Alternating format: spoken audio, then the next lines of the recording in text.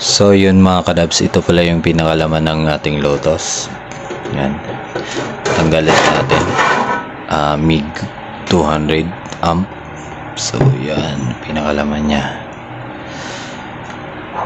Yan. May mga transistor dito, 3. Dito din. Tsaka bridge type diode. So ito yung pinaka-exhaust fan nya. Tapos 2 capacitor, 2 transformer na toroidal vis. So yan lang yun. Ayan o, transistor nya dito isa. So yan lang yung pinakalaman yan mga kadabs.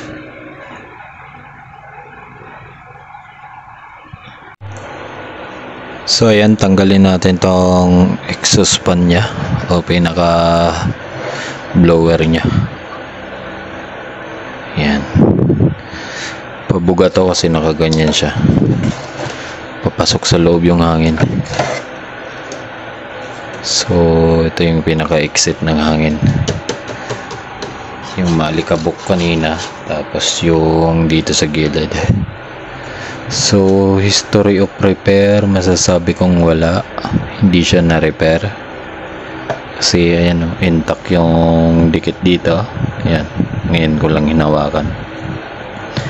Kung baga thermal paste, tapos itong mga tornilyo ayan o, kinakalawang na, tapos wala siyang symptoms na binuksan. Ayan, wala man lang dapat yan ano man lang mangingiwi or maano yan. Ito kalawang na. So brushin natin, nisprayan naman na natin yan.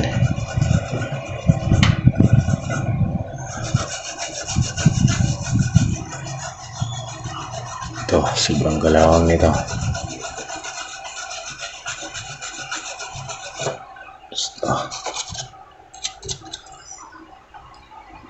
So ito linisin natin, tapos ito yan linisin na din natin yan. Ayan, makikita nyo yan, ayan, sobrang alikabok ito. So ang purpose natin ay binuksan natin to para malaman natin kung anong laman.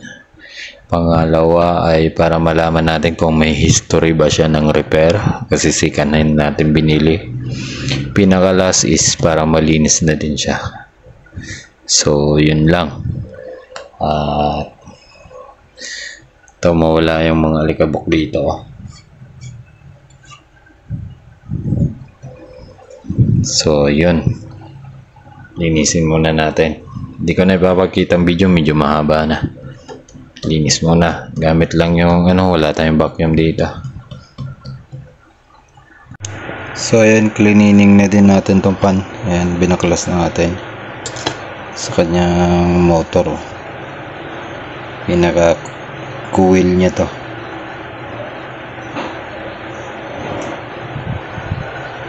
Yan, medyo nalinis na. Wala na yung mga likabok-likabok dito. Ito na lang, pero natotally na natin, hindi malilinis na yan lahat. Pero yung mga ganito lang, pero natotally brand new. So goods na tayo dyan, balik na natin to. Ito muna, lagyan natin ng grasa to. Ito, may high temp gas tayo dito na pang motor. Lagyan natin to para hindi maingay. So yun mga kadabs, bali nasubukan na natin tong grinder. Yan dito, yun o. Tapos itong Lotus naman na nabili natin ng sikanan, siya yung ginamit natin pang weld dyan. So itong ginawa nating project is rampa.